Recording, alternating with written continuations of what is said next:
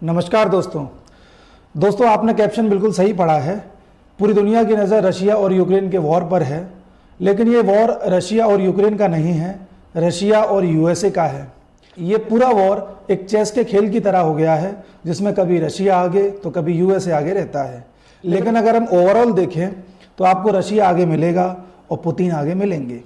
ये वॉर तो 2022 में स्टार्ट हुआ था, लेकिन कहानी बहुत पुरानी है। तो हम स्टार्ट करते हैं थोड़े बैकग्राउंड से। बात है 1991 की।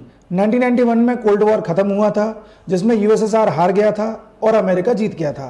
यूएसएसआर के टुकड़े हो गए थे, 15 देशों में वो टूट गया था और सबसे बड़ा जो देश उसमें से बना था वो था रशिया। उसके बाद पूरी दुनिया में अमेरिका एकमात्र सुपर पावर रह गया था और उसकी कोशिश थी कि दुनिया के सभी देशों पर उसका इन्फ्लुएंस रहे, सभी को दबा करके चले और कैसे भी करके अपनी मनमानी करे। धीरे धीरे वो प्रोग्रेस कर रहा था, उधर चाइना भी प्रोग्रेस कर रहा था, लेकिन कहीं ना कहीं अमेरिका को यह शक था कि रशिया आज भी मिलिट्री के मामले में बहुत मजबूत है, काफ़ी ज़्यादा वेपनाइज्ड है। तो कल को ऐसा ना हो कि रशिया दोबारा से उठ खड़ा हो और अमेरिका को दबा दे। तो इसलिए अमेरिका ने सोचा कि क्यों ना इस रशिया को ख़त्म किया जाए या इसको और कमज़ोर किया जाए, जिससे कि मिलिट्री पावर में भी यूएसए एकमात्र पावर बची रह जाए और कोई उसे छू भी ना सके। तो अमेरिका ने चुना एक बलि का बकरा। बलि का बकरा उन्होंने बनाया यूक्रेन को आगे कर दिया। यूक्रेन के पीछे अमेरिका खड़ा हो गया और अमेरिका के साथ यूरोप खड़ा हो गया। यूरोप अमेरिका का राइट हैंड है, जो अमेरिका कहता है यूरोप वही करता है। यूरोप और अमेरिका का एक अलायंस भी है, नाटो जैसे कहते हैं, आपने सुना होगा। तो अभी तक सब सही चल रहा था। एक तरफ अमेरिका के साथ यूरोप और उसके इन्फ्लुएंस में आने वाले वर्ल्ड के कई सारे कंट्रीज। उधर रशिया था अकेला। रशिया के साथ छोटे मोटे 2 4 5 देश थे और एक चाइना का थोड़ा बहुत उसके साथ सपोर्ट था, जो पूरी तरह से डायरेक्टली सपोर्ट तो नहीं था, लेकिन एक इनडायरेक्ट सपोर्ट था। इस पूरे खेल में अमेरिका ने यूक्रेन को आगे किया। यूक्रेन एक यूरोप का देश है और जब यूक्रेन को आगे करोगे तो आंच यूरोप पे भी आएगी। इस बात को शायद यूरोप भांप नहीं पाया और अमेरिका की बातों में आकर के यूक्रेन के पीछे खड़ा हो गया। जब रशिया यूक्रेन वॉर हुआ तब अमेरिका ने रशिया पर कई सारे सैंक्शंस लगा दिए थे, यानी प्रतिबंध लगा दिए थे। उसको वर्ल्ड इकोनॉमी से बाहर कर दिया था, वहाँ पर डॉलर को फ्रीज कर दिया था। अमेरिका ने वहाँ से कई सारी कंपनियों को वापस बुला लिया था, यानी कि रशियन इकोनॉमी को पूरी तरह से तोड़ दिया था। पुतिन अकेले रह गए थे, लेकिन वो धीरे धीरे लड़ते रहे। अमेरिका ये भूल गया था कि पुतिन एक मास्टरमाइंड आदमी है, एक स्पाई रह चुके हैं। अमेरिका अपने शत्रु को भांप नहीं पाया और धीरे धीरे गलतियां करता गया और आज वो मुकाम आ गया है कि अमेरिका धीरे धीरे अपनी पकड़ खो रहा है और रशिया अपनी पकड़ बना रहा है। अब ये हो कैसे रहा, इस पर गौर करते हैं। रशिया को पता था कि अमेरिका यूरोप को सामने करके लड़ाई लड़ेगा और यूरोप में भी यूक्रेन उसका मोहरा रहेगा। तो सबसे पहले काम किया जाए, इस यूरोप को कमजोर किया जाए। यूरोप की ताकत क्या है? यूरोप की ताकत है पैसा। अगर यूरोप को पैसे से कमजोर कर दें तो यूरोप अपने आप परेशान हो जाएगा और परेशान होकर के यूरोप और अमेरिका में अपने आप फूट पड़ जाएगी। तो रशिया ने सबसे पहले क्या किया कि वहां से एक पाइपलाइन आती है, यानी रशिया से यूरोप में एक पाइपलाइन आती है जो ऑयल और गैस लेकर के आती है। उसी ऑयल और गैस से यूरोप की फैक्ट्रियां चलती हैं, इंडस्ट्रीज चलती हैं, वहां पर बिजली आती है, वहां पर पावर आती है, सारी चीजें उसी से होती हैं। रशिया को पता था कि अगर उस पर सैंक्शंस लगेंगे तो कहीं ना कहीं ये जो ऑयल और गैस का जो ट्रांसपोर्ट है ये भी कम हो जाएगा, यूरोप अपने आप इसे भी कम कर देगा। जब यूरोप रशिया से ऑयल और गैस लेना कम कर देगा तो यूरोप कहीं और से लेगा। जब कहीं और से लेगा तो उसे महंगा पड़ेगा, क्योंकि शिप से मंगाना पड़ेगा तो ट्रांसपोर्टेशन कॉस्ट बढ़ जाएगी। और जब ऑयल महंगा हो जाएगा, गैस महंगी हो जाएगी, तो बाकी चीज़ें भी महंगी होने लग जाएंगी। और जब चीज़ें महंगी होने लग जाएंगी तो लोग खरीदना कम कर देंगे, और जब लोग खरीदना कम कर देते हैं तो उसी सिचुएशन को कहते हैं रिसेशन, यानी कि आर्थिक मंदी।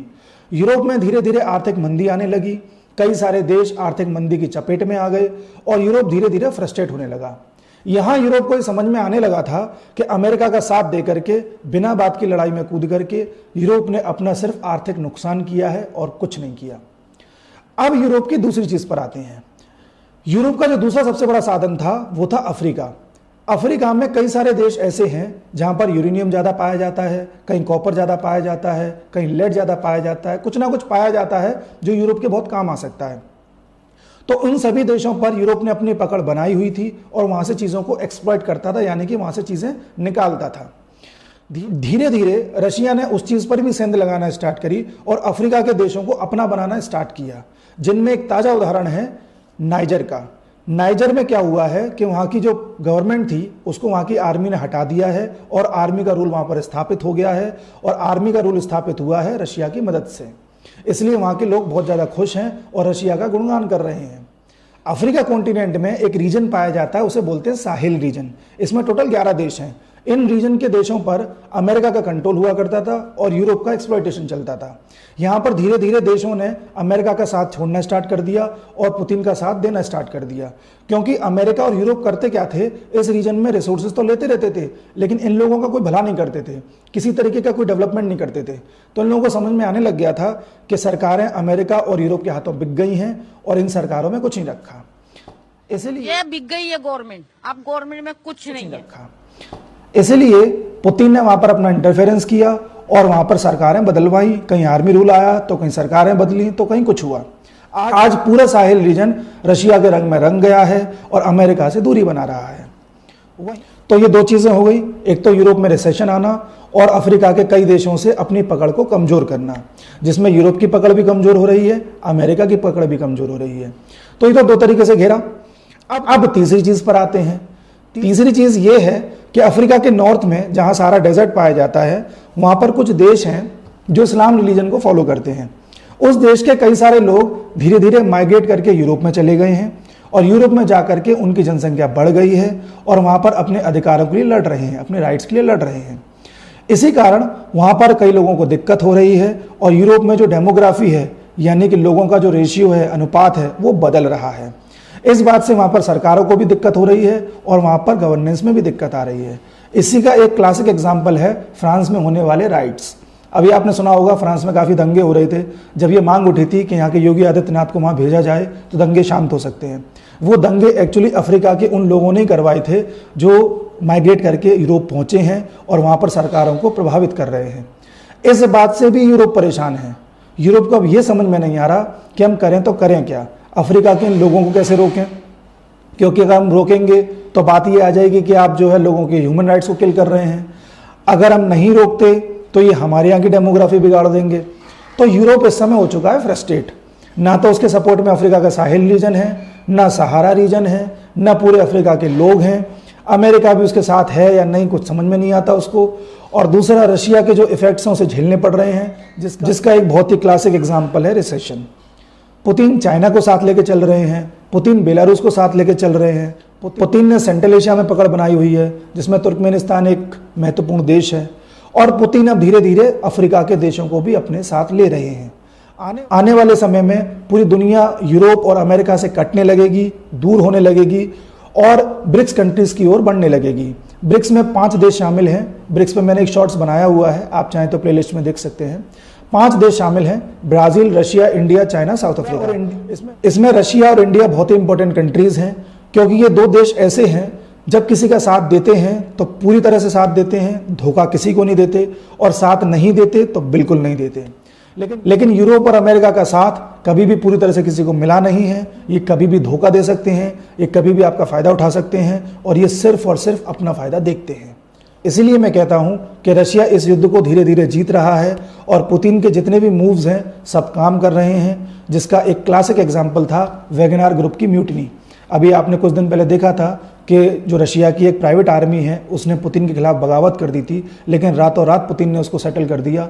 और सेटलमेंट में बेलारूस के राष्ट्रपति तो काम आए ही थे, उसमें अफ्रीका के कई सारे देश भी शामिल थे। अफ्रीका के देशों ने भी ये कहा था कि अगर पुतिन को जरा भी कुछ हुआ तो हम अपनी आर्मी भेज देंगे, लेकिन पुतिन को संकट नहीं आने देंगे। ये उनकी कमाई हुई इज्जत है, उनका कमाया हुआ भरोसा है। उसी के बदले में आज जहां अनाज की कमी हो रही है, अनाज महंगा हो रहा है, पुतिन ने यह फैसला किया है कि अफ्रीका के कई सारे देशों को फ्री में अनाज देंगे, फ्री में राइस देंगे और खाने की दिक्कत नहीं आने देंगे। अफ्रीका यूनियन की कई सारी कंट्रीज़ हैं जिनको अभी रशिया में पुतिन ने बुलाया भी था और उनको रेस्पेक्ट भी दिया था, जो यूरोप और अमेरिका से कभी नहीं मिला। तो आने वाले समय में पूरी जियोपॉलिटिक्स इस बात पर निर्भर करेगी कि आप कितना ट्रस्टवर्दी हैं, कितना संकट में काम आते हैं और कितनी अपनी बात पर अडिग रहते हैं।